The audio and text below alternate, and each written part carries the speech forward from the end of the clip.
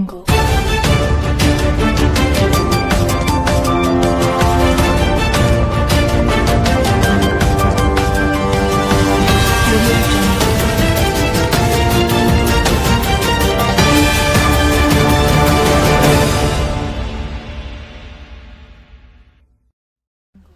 याच्यावर सांगोपांग चर्चा केली आणि आम्ही असा निर्णय केलेला आहे की त्रिभाषा सूत्राच्या संदर्भात ही भाषा कुठल्या वर्गापासून लागू करावी, ती कशा प्रकारे करावी, कुठली करावी, काय मुलांना चॉईस द्यावा,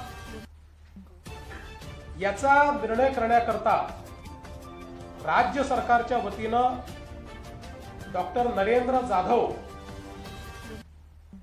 यांच्या नेतृत्वात एक कमिटी तयार करण्यात येईल।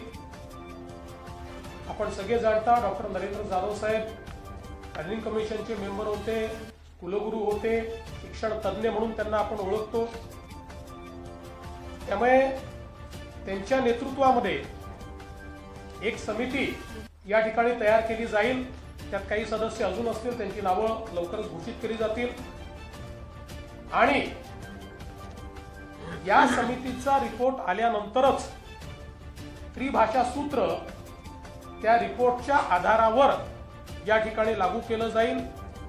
आणि म्हणून 16 एप्रिल 2025 आणि 17 जून 2025 हे दोन्ही शासन निर्णय आम्ही रद्द करण्याचा निर्णय घेतलेला आहे।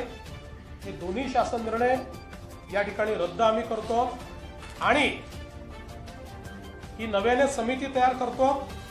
ही समिती त्रिभाषा सूत्राच्या संदर्भातलं सगळं सूत्र माशेलकर कमिटीच्या अहवालाचा अभ्यास करेल।